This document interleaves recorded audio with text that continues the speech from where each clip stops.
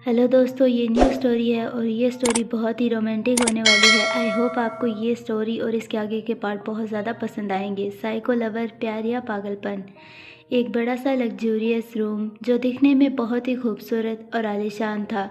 हर तरफ बस एक्सपेंसिव और लग्जूरियस सामान और फर्नीचर था। वो रूम पूरे वाइट थीम में था। उस रूम में बड़े दो सोफ़े थे जो वाइट कलर के थे। सोफ़े के ठीक सामने बड़ा सा किंग साइज का बेड जो पूरी वाइट मखमली बेडशीट से कवर था। बेड के ठीक ऊपर एक बड़ा सा झूमर था जो बहुत ही खूबसूरती से चमक रहा था। बेड के राइट साइड में बड़ा सा वाइट टेबल था जिस पर एक्सपेंसिव 100 पीस रखे हुए थे जो किसी हीरे की तरह चमक रहे थे। उस टेबल पर बड़े बड़े साउंड रखे हुए थे जिसमें से एक रोमांटिक म्यूज़िक बज रहा था। बेड के ठीक लेफ्ट साइड में एक बड़ी सी बालकनी थी जिस पर ग्लास डोर बना हुआ था जो पूरा ट्रांसपेरेंट था। उस बालकनी के ग्लास डोर पर बड़े बड़े वाइट कर्टन्स लगे हुए थे जिस पर हल्की हल्की सिमर की डोरियां लटकी हुई थी जो झूलकर चमक रही थी। रूम में ठीक टेबल के पास एक बड़ा सा मिरर लगा हुआ था जिसके साइड में वाइट कलर की एलईडी लाइट्स लगी हुई थी जो उस मिरर की खूबसूरती को चार चांद लगा रही थी। उसी बड़े से मिरर के आगे दो लोग खड़े थे जिसमें से एक 24 साल का लड़का था और एक 18 साल की लड़की।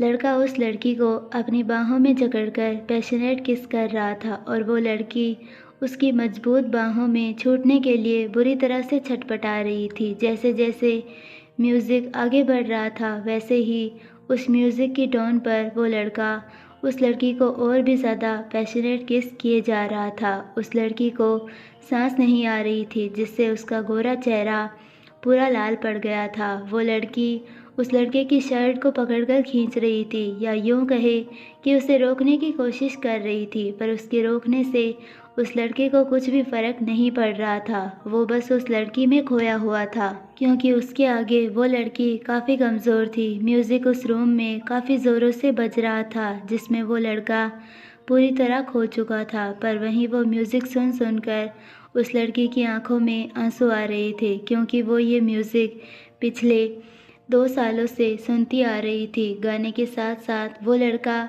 उस लड़की को पीछे पीछे ले जाते हुए बेड के पास आकर रुकता है और उसे बेड पर अचानक धकेल देता है जिससे वो लड़की बाउंस होकर उस किंग साइज बेड पर गिर जाती है। वो खुद को संभाल पाती उससे पहले ही वो लड़का उसके ऊपर आता है। वो लड़की उठ पाती उससे पहले ही वो लड़का उस लड़की को अपने दोनों हाथों से पकड़कर उसके दोनों हाथ बेड पर प्रेस करता है और उसकी ब्रेक की हुई किस को किस करके फिर से किस करना स्टार्ट करता है। अब उस लड़की को सहन नहीं हुआ क्योंकि वो लड़का पिछले आधे घंटे से उसे किस कर रहा था जिससे उस लड़की के होठों से खून आ रहा था और वो लड़का उस लड़की के होठों का खून देखे बिना ही उसे शक कर रहा था क्योंकि उसे इससे कोई फ़र्क नहीं पड़ रहा था। उसके होठों से खून आ रहा था, वो बस उसके होठों को खींचकर बाइट कर रहा था तो कभी शक कर रहा था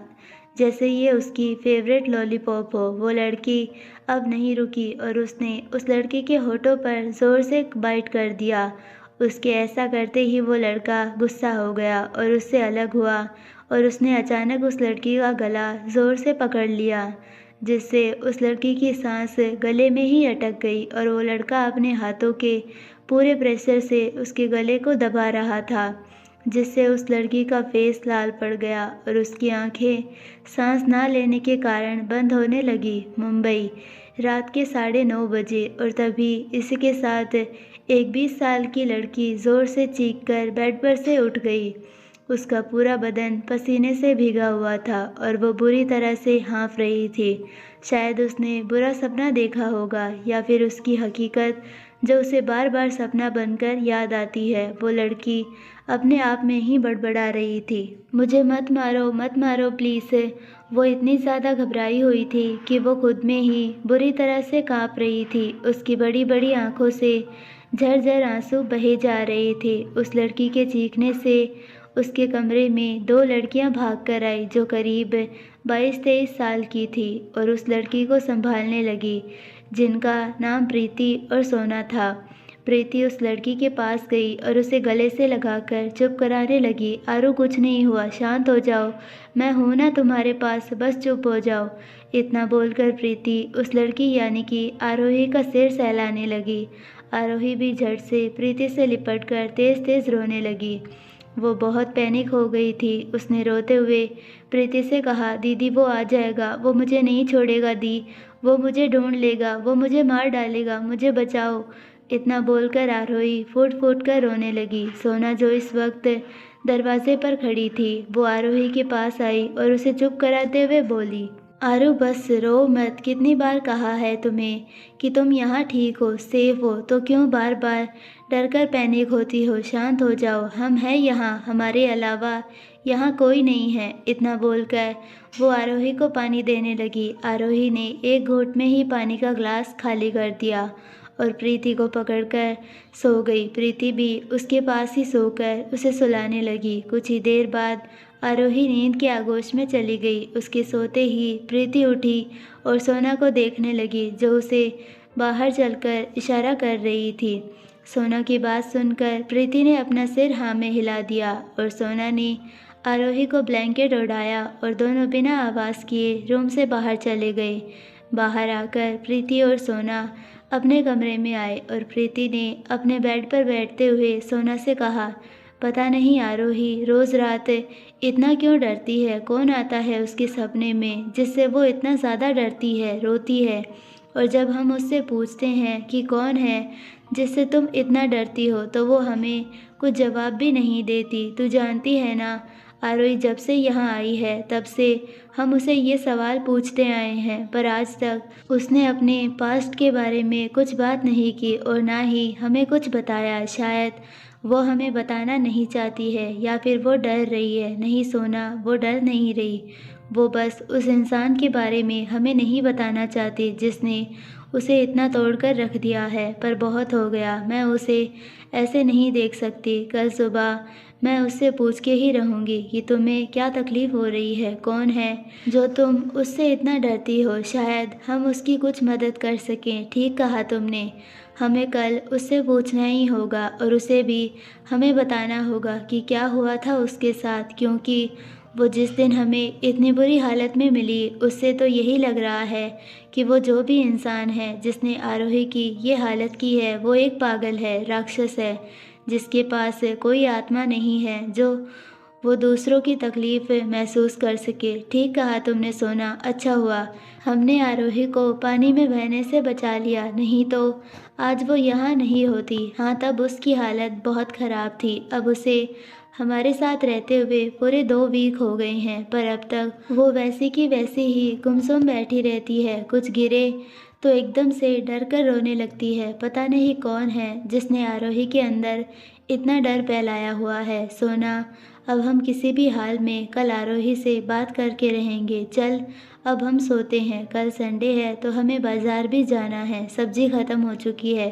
ठीक है, हम साथ में चलेंगे। इतना बोलकर वो दोनों एक बेड पर अपने अपने ब्लैंकेट ओढ़कर सो जाती है। ये दोनों है सोना और प्रीति, प्यारी सहेलियाँ जो बहुत ही समझदार और सुलझी हुई लड़कियाँ हैं, जो हर तकलीफ़ में एक दूसरे का हमेशा साथ देती है। सोना एक कंपनी में एम्प्लॉय का जॉब करती है और प्रीति एक टीचर है जो नर्सरी के छोटे बच्चों को पढ़ाती है। ये दोनों साथ में एक ही फ्लैट में रहती है क्योंकि ये दोनों गांव से है और शहर में पढ़ने के लिए आई थी। तब से लेकर आज तक दोनों साथ में ही रहती है और अपना अपना काम करती है। जब ये दोनों घूमने गए थे तब उन्हें एक बड़े से झरने में आरोही मिली थी, जो झरने के साथ बहकर बेहोश होकर किनारे पर आई थी। तब उन्होंने आरोही को देखकर उसकी मदद की और उसे अपने साथ घर लेकर आई। तब से लेकर आज तक आरोही उनके साथ ही रह रही है। रात के 2 बजे समुद्र से होते हुए हज़ारों किलोमीटर दूर पर मुंबई में बारिश का मौसम चल रहा था और उसी बारिश के पानी में किसी के खून की धारा बह रही थी। चारों तरफ बस सन्नाटा पसरा हुआ था। आवाज़ थी तो बस गोलियों की, जहां खून का मातम पसरा हुआ था। रोड के बीचों बीच 10 से भी ज़्यादा लाशें बिछी हुई थी। उनकी अधमरी लाशों में से खून बहकर बारिश के पानी में घुल मिल रहा था, जिससे पूरा रोड खून की लाल चादर से बिछा हुआ था। और उन्हीं लाशों के सामने एक 24 साल का लंबे कद का शख्स हाथों में अपनी गन लिए खड़ा था, जिस गन से अभी अभी उसने 10 गार्ड्स को मारा था। उसके आगे पीछे 40 बॉडीगार्ड खड़े थे, जिनमें से 3 बॉडीगार्ड मरे हुए पड़े थे। सभी गार्ड के हाथों में बड़ी बड़ी गन रिवॉल्वर मौजूद थी।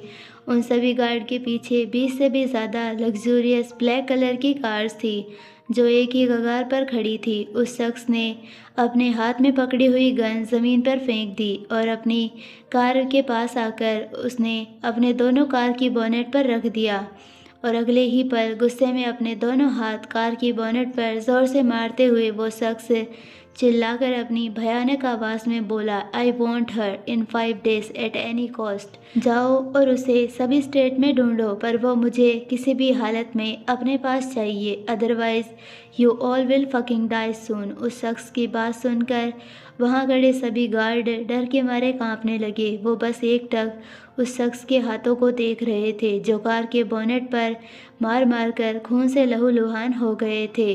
पर उससे उस शख्स को कोई भी फर्क नहीं पड़ रहा था। वो गार्ड्स डर के मारे वहाँ से सभी कार्स लेकर चले गए। अगर वो और देर रुकते तो शायद उन सब की एक के बाद एक लाश रोड पर पड़ी होती। उस शख्स की समंदर जैसी गहरी नीली आंखें बारिश के पानी में भीगी थी।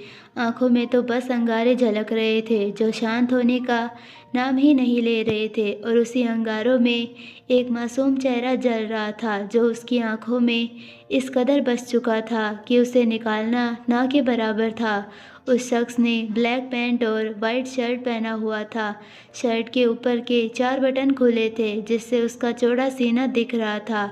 भीगने के कारण उसके कपड़े गीले होकर उसकी मस्कुलर बॉडी पर चिपक गए थे, जिसकी उसकी बॉडी और उसका कद साफ साफ दिख रहा था। उसके कपड़े से लेकर जूते तक हर एक चीज़ काफ़ी एक्सपेंसिव थी। ये देखकर ही पता चल रहा था कि वो शख्स कोई मामूली इंसान नहीं था। वो शख्स दिखने में बहुत ज़्यादा हैंडसम था, किसी कामदेव की तरह, जैसे उसे भगवान ने फुर्सत से बनाया हो। पर उससे भी कई ज़्यादा वो इस वक्त बहुत ख़तरनाक लग रहा था। गहरी सुनहरी आँखें जो काफ़ी भयानक थी, उसकी गर्दन से लेकर हाथ तक स्नेक का टैटू बना हुआ था, और भी बहुत सारे टैटू उसके हाथ पर थे जो काफ़ी ख़तरनाक लग रहे थे, जैसे कि वो टैटू ना होकर रियल स्नेक हो।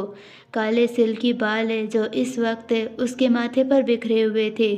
उसके दोनों हाथ खून से सने हुए थे और बारिश की वजह से पानी खून के साथ मिलकर उसके अंदर जलती हुई राख को अंदर तक बुझा रहा था, पर शायद वो आग बुझने का नाम ही नहीं ले रही थी। वो शख्स बारिश में भीगते हुए अपनी आंखें बंद करता है, तभी उसे किसी लड़की का चेहरा दिखता है, जो बेड पर लेटकर रो रही थी और चिल्ला रही थी बस एक ही नाम, Rudra, Rudra please please leave me, I beg you Rudra. तभी वो शख्स ज़ोर से चीखा और उसने झट से अपनी आंखें खोलते हुए कहा, आरोही, मुंबई, सुबह के 8 बजे। और इसी के साथ अचानक आरोही एकदम से डरकर बेड से उठ गई। उसने अपने आसपास देखा, तब उसे राहत की सांस आई। वो बेड से उठी और वॉशरूम में चली गई और कुछ ही देर बाद नहाकर रूम में आई। उसने अपने कपड़े पहने। उसने एक ब्लैक जीन्स और एक ग्रे कलर का सिंपल टॉप पहना था, जिसमें कोई डिज़ाइन या वर्क नहीं था। ये कपड़े प्रीति ने आरोही को दिए थे। आरोही ने अपने बाल लिए और उनका एक टेढ़ा मेढ़ा बन बना दिया। आरोही जब से यहाँ आई थी, तब से उसने एक बार भी अपना चेहरा मिरर में नहीं देखा। पता नहीं क्यों वो ना कभी सजी सवरी, ना कभी मेकअप किया, ना ही अच्छे कपड़े पहने। पता नहीं क्यों, पर शायद उसे अपने आप से ही नफ़रत हो रही थी, जिसकी वजह से उसने अभी तक अपने आप को मिरर में नहीं देखा था। आरोही दिखने में तो बहुत ही ज़्यादा खूबसूरत थी। बड़ी बड़ी काली आंखें, लंबी पलकें, सीधी नाक, हार्ट शेप लाल होठ, शार्प जो लाइन, शोल्डर के थोड़ा नीचे तक काले बाल, गोरा रंग। उसके चेहरे पर एक अलग ही तेज था, जिससे किसी की भी नज़र नहीं हटती थी। आरोही की फिगर किसी मॉडल से कम नहीं थी। जब वो मुस्कुराती थी तब वो बहुत प्यारी लगती थी, पर शायद अब उसके चेहरे से वो खूबसूरत मुस्कुराहट कहीं गायब हो गई थी। था तो बस डर। आरोही अपने बेड पर बैठ गई और अपने रूम की खिड़की से उगते हुए सूरज को देखने लगी, जिसकी ललाई आरोही के खूबसूरत पर पड़ रही थी, जिससे उसका मुरझाया हुआ चेहरा भी चमक रहा था। उसके चेहरे पर कोई हंसी नहीं थी, जैसे किसी ने उसके चेहरे से उसकी हंसी छीन ली हो। तभी रूम में प्रीति और सोना आई। प्रीति के हाथ में एक ट्रे थी जिसमें चाय और ब्रेड बटर का सैंडविच था। वो आरोही के पास आई और हाथ में पकड़ी हुई ट्रे उसके सामने रखते हुए बोली, चलो अब जल्दी से इसे खाओ, फिर हम सब बाहर घूमने चलेंगे। प्रीति की बात सुनकर आरोही ने कुछ रिएक्ट नहीं किया, पर जैसे ही उसने बाहर जाने की बात सुनी तो वो डर से कांपते हुए बोली, नहीं नहीं दी, मुझे नहीं जाना, मैं बाहर नहीं जाना चाहती, प्लीज़ मुझे यहीं रहना है। आरोही को ऐसे डरते हुए देखकर सोना ने उसका हाथ पकड़ा और प्यार से बोली, आरोही तुम डर क्यों रही हो? खुद को देखो, इतना डर रही हो कि तुम ठीक से बोल भी नहीं पा रही हो। ज़रा हमारे साथ बाहर चलो, घूमो, तुम्हें अच्छा लगेगा और हम हैं ना तुम्हारे साथ। तो डरने की क्या बात है? नहीं दी, अगर अगर उसने मुझे देख लिया तो वो मुझे अपने साथ ले जाएगा। मुझे नहीं जाना, उसके पास नहीं जाना। इतना बोलकर आरोही पैनिक करने लगी। प्रीति ने उसे जल्दी से हग कर लिया और उसे शांत कराने लगी। आरोही ने भी प्रीति को टाइट पकड़ लिया। उसकी पकड़ प्रीति पर इतनी कसी हुई थी कि अगर वो उसे ज़रा भी छोड़ देगी तो कोई उसे लेकर चला जाएगा। प्रीति और सोना को आरोही की ये हालत देखकर बहुत बुरा लग रहा था, क्योंकि उन्होंने जब से आरोही को देखा था तब से लेकर आज तक आरोही बस डरी सहमी हुई रहती थी। ना किसी से बात करती, ना बाहर जाती, बस एक कोने में बैठकर खिड़की से बाहर आसमान को देखती रहती। कुछ ही देर बाद प्रीति आरोही से अलग हुई और उसकी आंखों में देखकर बोली, आरोही तुम हम दोनों को अपनी बड़ी बहन मानती हो ना? प्रीति की बात सुनकर आरोही ने अपना सिर हाँ में हिला दिया। तो फिर सोना ने कहा, तो अगर तुम हम दोनों को अपनी बहन मानती हो तो बताओ, आखिर तुम्हारे साथ क्या हुआ था? क्यों तुम इतनी डरती हो? कौन है वो शख्स जिसने तुम्हें इतने अंदर तक तोड़ कर रखा हुआ है, जिससे तुम इस कदर डरती हो कि तुम उसकी वजह से बाहर की दुनिया में अपना कदम रखने से भी डरती हो? सोना की बात पर हामी भरते हुए प्रीति ने आरोही के दोनों हाथ पकड़कर कहा, हाँ आरोही, आज तुम्हें हम दोनों को अपना पास्ट बताना ही होगा। क्या हुआ था तुम्हारे साथ जिससे हम तुम्हारी मदद कर सके? प्रीति और सोना की बातें सुनकर आरोही को रोना आ गया और उसकी आंखों से एक आंसू का कतरा लुढ़क कर उसके गालों पर आ गया। उसने रोते हुए कहा, नहीं दी, आप दोनों मेरी कोई मदद नहीं कर सकते। वो बहुत बुरा है दी। वो मुझे पाने के लिए आप दोनों की जान तक ले सकता है और मैं ये नहीं चाहती कि मेरी वजह से आप दोनों खतरे में आओ। अगर उसे पता चला कि मैं यहाँ हूँ, आप दोनों ने मेरी मदद की है, तो पता नहीं वो क्या करेगा। इतना बोलकर आरोही फूट फूट कर रोने लगी। आरोही की स्किन इतनी गोरी और सेंसिटिव थी कि उसके रोने के कारण उसका चेहरा लाल टमाटर की तरह हो गया था। ऐसा लग रहा था कि अगर ये लाल हो गया तो इसके अंदर से खून बाहर आ जाएगा। आरोही को रोता हुआ देखकर प्रीति ने उसके आंसू पोंछे और बोली, देख आरोही, तू रो मत, कुछ नहीं होगा तुम्हें और हमें भी। बस तुम ये बताओ कि तुम हो कौन, कहाँ से आई हो और कौन है वो शख्स जिसने तुम्हारा ये हाल किया है? बोलो आरोही। प्रीति और सोना के बार बार पूछने पर अब आरोही ने भी सोच लिया था कि उसे अपनी कड़वी यादें आज अपने सामने बैठी हुई दो बहनों को बतानी ही होगी। आखिर उन्होंने उसके लिए इतना सब कुछ जो किया है जिससे वो मुंह नहीं मोड़ सकती। आरोही ने एक लंबी सांस भरी और अपनी पुरानी यादें प्रीति और सोना को बताने लगी। मेरा पूरा नाम आरोही खन्ना है। मैं दिल्ली में रहती थी अपने छोटे परिवार के साथ। मेरे परिवार में एक बड़ा भाई रोहित खन्ना और मेरी माँ अंजलि खन्ना थी। मेरे पापा की हार्ट अटैक की वजह से मौत हो गई थी। जब मैं 18 साल की थी तब से लेकर आज तक मेरे भाई ने ही हमारा घर चलाते आए हैं, क्योंकि जब मैं 18 की थी तब मैं लास्ट ईयर में नर्सिंग कॉलेज में पढ़ रही थी। मेरे भाई की जब जॉब लगी तब सबसे ज़्यादा मैं और माँ खुश हुए थे, पर कुछ महीनों बाद ही उनका ट्रांसफ़र मुंबई में हो गया, जिस वजह से उन्हें मुंबई शिफ्ट होना पड़ा और हम उनसे अलग हो गए। भाई कभी कभी छुट्टी पर दिल्ली आते थे, फिर हम सब मिलकर बहुत खुशी के साथ रहते थे, पर पता नहीं कैसे मेरी सारी खुशियों को एक हैवान की नज़र लग गई, जिसकी वजह से आज मैंने सब कुछ खो दिया। मेरी माँ, मेरा भाई, सब कुछ। मेरे भाई मुझसे बहुत प्यार करता था, पर उस हैवान ने मेरे भाई को भी मुझसे छीन लिया। इतना बोलकर आरोही फूट फूट कर रोने लगी। आरोही को रोता हुआ देखकर सोना ने उसे अपने गले से लगा लिया और प्रीति अपनी आंखों से अपने आंसू पोंछते हुए सोना से बोली, कौन है हैवान?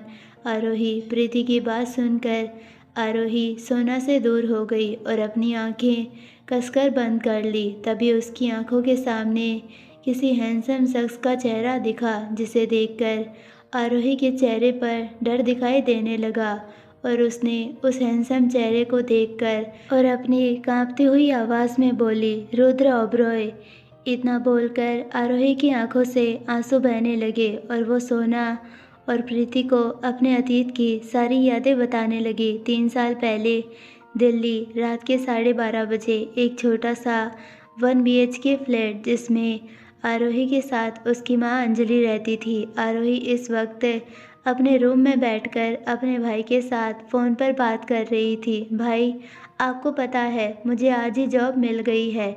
मैं आज इंटरव्यू देने के लिए दिल्ली के सबसे बड़े हॉस्पिटल में गई थी। आज ही मुझे कल की जॉइनिंग का लेटर मिल गया है। मैं बहुत खुश हूँ भाई। मुझे यकीन नहीं हो रहा कि मेरी जॉब लग गई है। आप जल्दी से मुंबई से यहाँ आ जाओ, फिर हम माँ को लेकर किसी अच्छे रेस्टोरेंट में डिनर करने जाएंगे। हाँ मेरी प्यारी आरू, मुझे पता है तुम और माँ मेरे बगैर तो कहीं साथ में जाओगी ही नहीं, है ना? हाँ भाई, आपके बिना कुछ अच्छा नहीं लगता, खाली खाली लगता है, इसीलिए जल्दी दिल्ली आओ। मिस यू सो मच भाई। मिस यू टू आरू। मैं जल्दी ही दिल्ली आऊँगा, फिर हम खूब मज़े करेंगे। अब सो जा, रात बहुत हो चुकी है। गुड नाइट आरू। गुड नाइट भाई। इतना बोलकर आरोही ने अपना फ़ोन रख दिया और रूम से बाहर आई तो देखा उसकी माँ टीवी पर अपना फेवरेट सीरियल देख रही थी। आरोही अपनी माँ अंजलि के पास गई और उसे पीछे से हग लगाते हुए बोली, माँ बहुत रात हो गई है, चलो सोने, कल देख लेना। अरे नहीं, तू रुक, अभी थोड़ा बाकी है, तू जा, मैं ये देख कर आती हूँ। अंजलि की बात सुनकर आरोही ने अंजलि की गाल पर किस किया और रूम में चली गई। उसका रूम में ज़्यादा बड़ा नहीं था, छोटा ही था। आरोही और अंजलि एक साथ एक ही कमरे में सोती थी। आरोही रूम में आकर वॉशरूम में गई, फिर फ्रेश होकर अपने कपड़े बदलकर बेड पर लेट गई। उसे तो नींद ही नहीं आ रही थी, क्योंकि वो अपनी जॉब को लेकर बहुत ही ज़्यादा एक्साइटेड थी, क्योंकि उसका सपना था डॉक्टर बनने का। पर उनके पास इतने पैसे नहीं थे कि वो हाई एजुकेशन की फ़ीस अफोर्ड कर सके। इसके लिए आरोही ने सोचकर डॉक्टर ना सही वो नर्सिंग कर ही सकती है, क्योंकि उसे दूसरों की मदद करना, उनका इलाज करना बहुत ही अच्छा लगता था, क्योंकि उसकी एक ही विश थी, जान बचाना, जो वो अपने पापा को नहीं बचा पाई। यही सब सोचकर उसने बचपन में ही सोच लिया था कि वो नर्स बनेगी। इसीलिए वो जब बड़ी हुई उसने नर्सिंग का कॉलेज ज्वाइन कर लिया और 4 साल की डिग्री के बाद उसे दिल्ली के सबसे बड़े हॉस्पिटल का अपॉइंटमेंट लेटर मिल गया, जिसे उसने वहां अपना इंटरव्यू दिया और सिलेक्ट हो गई। उसने कभी नहीं सोचा था कि उसे इतने बड़े हॉस्पिटल में काम करने का मौका मिलेगा। आरोही एक सिंपल खुश मिजाज लड़की थी, जो दिखने में बहुत ही खूबसूरत थी। आरोही कभी किसी से लड़ाई झगड़ा नहीं करती, वो सबसे बहुत प्यार से बात करती थी। वो एक निडर और होशियार लड़की थी, जो हर किसी की मदद करती थी। वो भी अपने भाई रोहित की तरह अपना घर संभालना चाहती थी, जिससे उसके भाई को कोई परेशानी ना हो। सुबह 7 बजे आरोही आज जल्दी उठ गई थी। उसने अपनी माँ के साथ मिलकर सुबह का नाश्ता बनाया और अपने रूम में तैयार होने के लिए चली गई, क्योंकि आज उसकी हॉस्पिटल में 10 बजे जॉइनिंग थी। आरोही ने अपने कपड़े बदले और एक वाइट कलर का चिकन पीस कुर्ता पहना, जिसमें थोड़ा थोड़ा मिरर का वर्क था, और ब्लैक जीन्स। उसने अपने बालों का एक मैसी बन बनाया और कानों में सिल्वर कलर के छोटे छोटे झुमके पहने, हाथ में वॉच, पैर में ब्लैक सैंडल जिसमें छोटी सी हील भी थी। उसने मेकअप के नाम पर कुछ भी नहीं लगाया था, क्योंकि ना आरोही को मेकअप करना आता था और ना उसके पास कोई मेकअप के प्रोडक्ट थे। वो बस अपनी छोटी सी काली बिंदी लगाती थी, जिससे उसका चेहरा बहुत ही खूबसूरत और प्यारा दिखता था। उसने खुद को ऊपर से नीचे तक मिरर में देखा। आरोही ऐसी लड़की थी जो दूसरों के साथ साथ खुद से भी बहुत प्यार करती थी। उसे बहुत गर्व था खुद पर, अपनी परवरिश पर, अपने मान सम्मान पर, जिससे वो सबसे आगे रखती थी। आरोही ने खुद की भलाई लेते हुए मिरर में अपना हाथ फेरा और मुस्कुराते हुए बोली, आरू, तुझे किसी की नज़र ना लगे। और इतना बोलकर आरू ने खुद को देखकर एक फ्लाइंग किस दी और रूम से बाहर चली गई, इस बात से अनजान कि अब उसे किसी की नज़र लग गई है, समझो, जिससे उसकी खुशियाँ, उसका सुख चैन सब कुछ ख़त्म होने वाला था। शायद आज वो खुद को और अपनी माँ को अपनी आंखों के सामने आखिरी बार देख रही थी। शायद उसे ये भी नहीं पता था जिस खुशी के साथ वो आज अपने घर से विदा होकर जा रही थी, शायद वो खुशी, वो मुस्कान उसकी ज़िंदगी में कभी वापस लौटकर नहीं आएगी। आरोही रूम से बाहर आई और अपना पर्स लेकर फ्लैट से बाहर जाने लगी, पर पता नहीं क्यों आज उसे जाने का मन नहीं कर रहा था। वो रुकी और पीछे मुड़कर देखा तो अंजलि हॉल में बैठकर न्यूज़पेपर ठीक से रख रही थी। आरोही अंजलि के पास आई और उसे ज़ोर से हग करके किस करने लगी। अंजलि ने भी उसे हग कर लिया और उसे किस कर लिया। आरोही ने एक नज़र अंजलि को देखा और फ्लैट से बाहर चली गई। उसे तो ये भी नहीं पता था कि वो आज अपने घर को, माँ को आखिरी बार देख रही है। वो फ्लैट से नीचे आई और टैक्सी लेकर हॉस्पिटल के लिए निकल गई। आरोही की टैक्सी एक बड़े से हॉस्पिटल के सामने आकर रुकती है।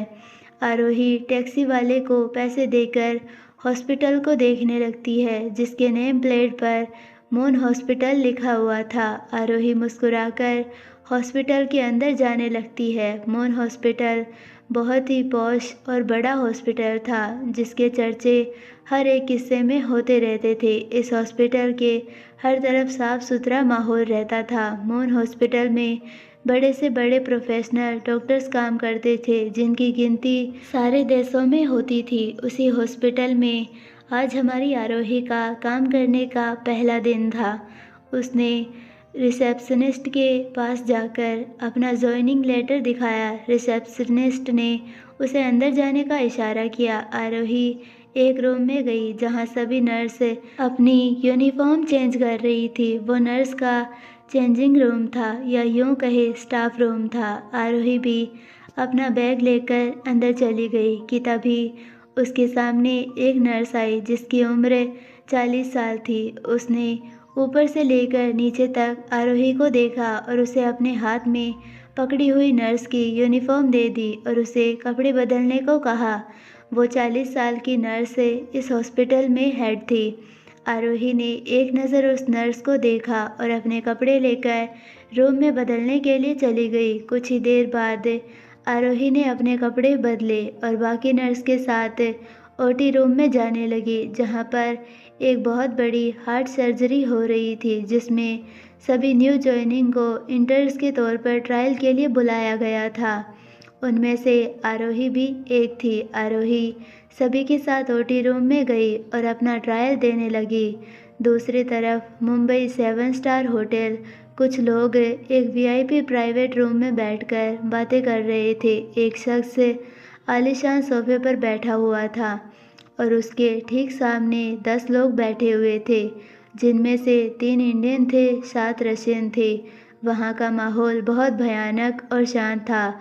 वहाँ आवाज़ थी तो बस सांसों की। वो लोग डर से कांपकर सोफे पर बैठे हुए थे और अपने सामने बैठे हुए शख्स को देख रहे थे, जो अपनी भयानक नीली आंखों से उन लोगों को देख रहा था। उसकी आंखों में इस कदर आग थी जैसे अभी कोई उसकी आंखों में देखने से जलकर राख हो जाए। वो सोफे पर बैठा हुआ शख्स बहुत ही ज़्यादा हैंडसम लग रहा था। गोरा रंग, काले बाल जो उसके माथे पर बिखरे हुए थे, जहरीली नीली आंखें जो किसी को भी जला दे। उसकी आंखों के ठीक राइट साइड के आईब्रो पर एक कट था जो उसे एक अलग ही रूप दे रहा था। लंबी शार्प नोज जो किसी तलवार की तरह थी, गुलाब की पंखुड़ी जैसे हार्ट शेप होठ जो बहुत ही सुंदर दिख रहे थे, जो कि वाइन कलर के थे, और उसकी खूबसूरत होठों पर एक जलती हुई सिगरेट थी जो धुआं छोड़ रही थी। शार्प जो लाइन जो काफ़ी परफेक्ट थी। हल्की बियर्ड जो वेल सेट थी। उसकी हाइट करीब 6 फीट 9 इंच थी। Muscular body, six pack abs. उस शख्स ने इस वक्त रेड कलर का शर्ट और ब्लैक कलर की पैंट पहनी हुई थी, जिसमें उसकी बॉडी किसी सांचे की तरह दिख रही थी। उसकी पर्सनैलिटी किसी हीरो से कम नहीं थी, और ऊपर से उसकी बॉडी से होते हुए हाथों के टैटू उसे अलग ही खतरनाक लुक दे रहे थे। वो शख्स काफ़ी हॉट और अट्रैक्टिव दिख रहा था, जिसे अगर कोई एक बार देख ले तो खुद को भूल ही जाए। वेल ड्रेस, हाथ में एक्सपेंसिव ब्रांडेड वॉच, 3 फिगर्स में प्लेटिनम की एक्सपेंसिव रिंग पहनी हुई थी, जिसकी कीमत करोड़ों में थी। पैर में ब्लैक लेदर जूते जो चमक रहे थे जैसे कोई हीरा हो। उसका ऑरा बहुत ही खतरनाक था, जो किसी को भी डराने के लिए काफ़ी था, क्योंकि वो हीरो कम और विलन ज़्यादा लग रहा था। वो शख्स उन आदमियों को घूर के देख रहा था। उसके कानों में एक लड़के की आवाज़ आई जो उसका असिस्टेंट रॉकी था। वो ठीक उसके पीछे खड़ा था। बॉस, वो मिस्टर मित्तल ने वो लैंड खुद के नाम पर किया है और वो आधा आपके नाम पर करने के लिए तैयार है। असिस्टेंट की बात सुनकर उस शख्स ने अपनी नीली आंखें बंद की और अपने एक अंगूठे से अपनी कट आईब्रो को रब करने लगा। उसके इस हरकत पर वहाँ बैठे सभी लोगों की सांसें अटक गई, क्योंकि वो जानते थे उनके सामने बैठा हुआ शख्स कोई मामूली इंसान नहीं था। तभी उस शख्स ने एक झटके के साथ अपनी आंखें खोली, जो इस वक्त नीली और हल्की आंखें थी। उस शख्स ने अपनी सिगरेट एक ट्रे में रखते हुए अपनी भयानक हस्की वॉइस में कहा, रुद्र ओबरॉय को आधी चीज़ें पसंद नहीं है, मैं लूँगा तो पूरा लैंड ही। उस शख्स की यानी रुद्र की बात सुनकर वहाँ बैठा हुआ एक रशियन बोला, but we can't give you that Iceland, we just shifting that half piece off. वो रशियन और कुछ बोलता उससे पहले ही रुद्र ने अपने सामने रखी हुई नाइफ उस रशियन के गले के आर पार कर दी, और वो रशियन 1 मिनट में ही वहीं पर ढेर हो गया, जिसे देखकर रुद्र ने एक क्रीपी स्माइल करके कहा, तो क्या अभी भी कोई कुछ बोलना चाहता है? नो? फिर ठीक है, ये आइसलैंड आज से मेरा है। इतना बोलकर रुद्र वहाँ से उठकर जाने लगा, पर तभी उनमें से किसी ने रोकते हुए कहा, mister Rudra, I want to tell you something. इस लैंड को केस का कोर्ट चल रहा है, जिससे हम आपको ये लैंड नहीं दे सकते। आपके पास उससे भी कहीं ज़्यादा लैंड है जिसमें आप अपना शिफ्ट पेमेंट कर सकते हैं। उस इंडियन आदमी की बात सुनकर रुद्र की आंखें लाल हो गई और वो किसी पागल की तरह ज़ोर ज़ोर से हंसकर उस आदमी के पास आया, जिसे देखकर वो आदमी डर के पीछे जाने लगा। वो पीछे जाता उससे पहले ही रुद्र ने अपनी पैंट से एक रिवॉल्वर निकालकर उस इंडियन आदमी के माथे पर तान दी और एक झटके के साथ 6 गोलियां लगातार उसके माथे के आर पार शूट कर दी। वो आदमी धड़ाम के साथ नीचे फ्लोर पर गिर गया और रुद्र उसको देखकर किसी साइको किलर की तरह हंसने लगा। इस वक्त रुद्र के गोरे फेस पर उस आदमी के खून के कुछ छींटे गिरी थी, जिससे रुद्र का फेस किसी भयानक मॉन्स्टर की तरह लग रहा था। रुद्र ने अपनी रिवॉल्वर बाकी बचे हुए लोगों की तरफ तानते हुए अपनी हस्की वॉइस में बोला, क्या कोई नासमझ मेरे हाथों से मरना चाहता है? रुद्र की बात सुनकर उन बचे हुए लोगों ने अपना सिर नामे हिला दिया, जिसे देखकर रुद्र ने अपने हाथ में पकड़ी हुई गन रॉकी की तरफ फेंक दी और एक लंबी सांस लेकर अपने दोनों हाथ फैलाकर चिल्लाकर बोला, मुझे जो भी पसंद आता है अगले ही पल वो मेरे उस घटिया पिंजरे में कैद हो जाता है। इतना बोलकर वो ऊपर देखकर किसी साइको की तरह हंसने लगा, जिसे देखकर एक पल के लिए रॉकी भी डर गया। रुद्र ने रॉकी की तरफ देखा और अपनी आई विंक करके उस प्राइवेट रूम से बाहर चला गया। रॉकी भी अभी जल्दी से रुद्र के पीछे जाने लगा। रुद्र आगे चल रहा था और रॉकी थोड़े दूर उसके पीछे। रुद्र चल ही रहा था कि तभी एक लड़की रुद्र को देखते हुए जल्दी से उसके पास आई और रुद्र का रास्ता रोककर अपनी मदहोश भरी आवाज़ में बोली, hey you hottie, please spend a one night with me. I will fuck you a lot today and I know you will enjoy it. I will make you very happy. What do you से?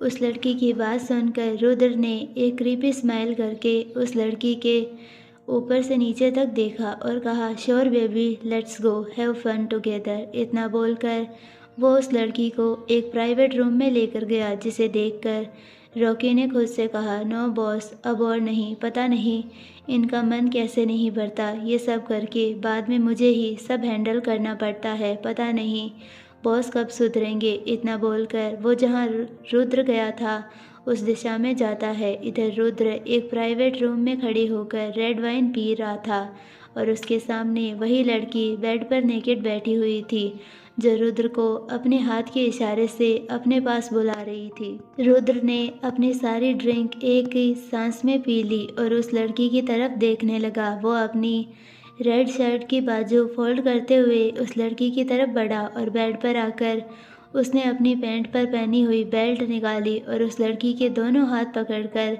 Belt से tight बांध दिए। वो लड़की तो किसी मछली की तरह मचल रही थी रुद्र के पास आने के लिए, क्योंकि रुद्र को अपने इतने पास देखकर उसे कंट्रोल नहीं हो रहा था। रुद्र का हैंडसम फेस और ऊपर से उसकी हॉट पर्सनैलिटी, जिससे देखकर वो पागल हुए जा रही थी। रुद्र बस एकटक उसे ही देख रहा था। उसने एक नज़र ऊपर से लेकर नीचे तक देखा और कहा, enjoy your beautiful fucking night baby. Rudra की बात सुनकर वो लड़की मुस्कुराई और रुद्र के फेस के पास आई उसे किस करने के लिए, पर वो उसे किस कर पाती। तभी रुद्र ने उसके बाल अपने एक हाथ से खींचकर अपने पास से थोड़ा दूर किया और उसे अपनी नीली आंखों से घूरते हुए क्रीपी वॉइस में बोला, इतनी भी क्या जल्दी है बेबी, अभी तो मैंने स्टार्ट भी नहीं किया। इतना बोलकर रुद्र ने अपने पैंट की पॉकेट से कटर निकाला और उस लड़की के हाथ को पकड़कर उसके हाथ में वो कटर धंसाने लगा। उसके ऐसा करते ही वो लड़की ज़ोर से चीखने लगी।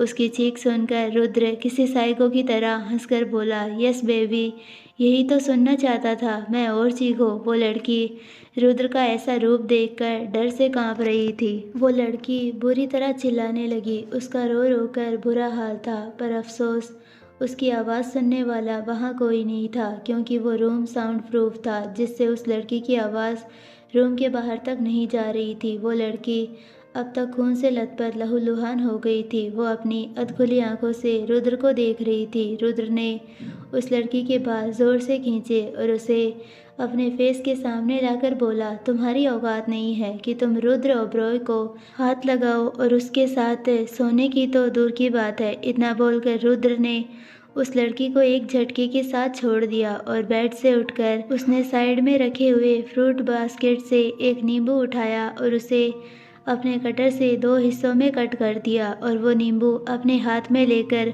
उसने उस लड़की की बॉडी पर निचोड़ना स्टार्ट कर दिया। नींबू की बूंदें गिरते ही वो लड़की बुरी तरह चीखने लगी। उस नींबू का रस उस लड़की के कटे हुए बॉडी के हर एक हिस्से में जा रहा था, जिससे उस लड़की को बहुत दर्द हो रहा था। उस लड़की को छटपटाता हुआ देखकर रुद्र ने अपनी गर्दन टेढ़ी की और किसी साइको की तरह ज़ोर ज़ोर से हंसने लगा। उसकी हंसी बहुत भयानक थी। उसकी इस हरकत से उस लड़की को पता भी चल गया कि रुद्र एक आम इंसान नहीं है, वो एक साइको है, खतरनाक साइको, जो कुछ भी कर सकता है। रुद्र ने उस लड़की को देखा और अपने हाथ टिश्यू पेपर से साफ करते हुए मुस्कुराकर रूम से बाहर चला गया। उसके बाहर आते ही रॉकी जल्दी से गार्ड के साथ अंदर गया और अंदर का नज़ारा देखकर उसकी आंखें बड़ी हो गई। सामने बेड पर वो लड़की खून से लथपथ पड़ी थी। पूरा बेड उसके लाल रंग से भरा हुआ था। हाल ये है कि रॉकी के लिए ये सब नया नहीं, पर फिर भी आज का रुद्र का तरीका काफ़ी अलग था, क्योंकि आज तक उसने जितनी भी लड़कियों की बॉडी देखी थी सबका तरीका अलग अलग था। वैसे ही आज का ये तरीका रॉकी के लिए नया था। रॉकी ने गार्ड को उस लड़की को उठाने के लिए कहा और रूम से बाहर चला गया। कुछ ही देर बाद रुद्र और रॉकी कार की तरफ जाने लगे। रॉकी ने रोल्स रॉयल के बैक सीट का डोर ओपन किया और रुद्र कार में बैठ गया। उसके बाद रॉकी भी आगे आकर बैठ गया। रॉकी ने रुद्र की तरफ देखकर सीरियस आवाज़ में कहा, बॉस, वो अभी अभी हॉस्पिटल से कॉल आया था। सर की सर्जरी अभी ख़त्म हुई है, हमें हॉस्पिटल जाना पड़ेगा। रॉकी की बात सुनकर रुद्र ने कहा, अपने फ़ोन में देखते हुए कहा, okay then let's go. Rudra की बात सुनकर ड्राइवर ने कार हॉस्पिटल की तरफ मोड़ दी। Moon hospital. इधर आरोही का ट्रायल होने के बाद वो सबके साथ ओटी से बाहर आकर उसने देखा कि उसके पास उसका आईडी कार्ड नहीं है। उसने अपनी यूनिफॉर्म की पॉकेट में देखा पर उसका आईडी कार्ड कहीं नहीं मिला। तब उसे याद आया उसका आईडी कार्ड ओटी में ही रह गया था और वो तो लेना ही भूल गई। वो जल्दी से ओटी के अंदर वापस चली गई। उसने देखा उसका कार्ड टेबल पर था। उसने टेबल के पास जाकर अपना आईडी कार्ड लिया और ओटी रूम से बाहर जाने लगी। पर तभी उसके कानों में कुछ गिरने की आवाज़ आई। उसने पीछे मुड़कर देखा तो पाया पानी का ग्लास नीचे ज़मीन पर गिरा हुआ था। उसने सामने देखा तो पाया अभी अभी ओटी में जिस बुजुर्ग आदमी की सर्जरी हुई है उसे होश आ गया था और उसके हाथ से ही ग्लास नीचे गिर गया था। आरोही जल्दी से उस आदमी के पास आई और उसे देखने लगी जिसके चेहरे पर ऑक्सीजन का मास्क लगाया हुआ था। वो आरोही को अपने एक हाथ से मास्क निकालने का इशारा कर रहा था पर आरोही ने ये नहीं कर सकती थी क्योंकि अभी अभी उस बुज़ुर्ग आदमी की हार्ट की सर्जरी हुई थी। इसमें उसका मास्क निकालना ठीक नहीं होगा। पर उस आदमी के बार बार इशारे करने से आरोही ने उसका मास्क उसके चेहरे से हटाया। मास्क हटाते ही उस आदमी ने आरोही को अपने पास आने का इशारा किया। आरोही को पहले तो अजीब लगा पर फिर उसने सोचा शायद वो आदमी उससे कुछ कहना चाहता हो, इसीलिए उसने अपना कान उस आदमी के मुंह के पास ले गई और उसके बोलने का इंतज़ार करने लगी जिससे वो उसकी बातें सुन सके। उस आदमी ने पहले अपनी पलकें झपकाई 2-3 बार, फिर अपनी कांपती हुई आवाज़ में आरोही से बोला, तुम उसका ध्यान रखना, वो बुरा नहीं। आरोही ध्यान से उस आदमी की आवाज़ सुन रही थी पर लास्ट की लाइन उसे कुछ भी समझ में नहीं आ रही थी। वो आदमी अचानक से चुप हो गया, इसीलिए आरोही ने अपना सिर ऊपर उठाकर उस आदमी को देखा तो उसकी आंखें एकदम से फैल गई क्योंकि उस आदमी ने वहीं पर दम तोड़ दिया और वो मर गया। ये देखकर तो आरोही जैसे जम गई। उसे विश्वास ही नहीं हो रहा था क्योंकि वो अभी अभी तो यहाँ पर आई थी। वो आदमी अभी अभी उससे बात कर रहा था और अभी ऐसे अचानक उसने दम तोड़ दिया। आरोही को कुछ भी समझ में नहीं आ रहा था वो क्या करे। वो जल्दी से ओटी रूम से बाहर निकली और डॉक्टर को ढूंढने लगी। उसने डॉक्टर को ढूंढकर ओटी रूम में जाने के लिए कह दिया। जैसे ही डॉक्टर ने आरोही की बात सुनी उनके पैरों तले ज़मीन खिसक गई और सारे डॉक्टर की टीम भागकर ओटी रूम में जाने लगी। आरोही भी उनके पीछे जाने लगी। तभी एक नर्स ने उसे आवाज़ दी। आरोही उस नर्स के पास चली गई। उस नर्स ने आरोही पर चिल्लाकर कहा, अरे तुम कहाँ थी? तुम्हारा फ़ोन पता नहीं कब से बज रहा है। यह हॉस्पिटल है, यहाँ फ़ोन साइलेंट मोड पर रखा करो। अब जाओ, जाकर देखो जल्दी, नहीं तो सीनियर तुम्हारा फ़ोन हॉस्पिटल के बाहर फेंक देगी। नर्स की बातें सुनकर आरोही जल्दी से स्टाफ रूम से चली गई और बैग से अपना फ़ोन निकालकर देखने लगी। उसने देखा उसके फ़ोन पर उसकी माँ के मिस कॉल्स आए हुए थे। आरोही ने जल्दी से अपनी माँ को फ़ोन मिलाया। कुछ ही देर बाद अंजलि ने कॉल उठाया। अरे आरू, तुमने बताया नहीं कब आएगी तू घर? माँ, मेरी ड्यूटी शाम को ख़त्म होगी, तब मैं हॉस्पिटल से निकलूँगी। आते वक्त सब्जी और आपका सिलने का डाला हुआ ब्लाउज़ आते वक्त टेलर से लेकर आऊँगी। ठीक है बेटा, जल्दी आना। रखती हूँ। ठीक है माँ, बाय। आई होप आपको ये स्टोरी पसंद आई होगी। अगर पसंद आई है तो प्लीज़ वीडियो को लाइक, शेयर और चैनल को सब्सक्राइब ज़रूर कीजिए और बेल आइकन नोटिफिकेशन को ऑल पर सेलेक्ट कर दीजिए ताकि हमारी सारी वीडियोस की नोटिफिकेशंस आपको मिलती रहे। मिलते हैं नेक्स्ट पार्ट में, तब तक के लिए बाय।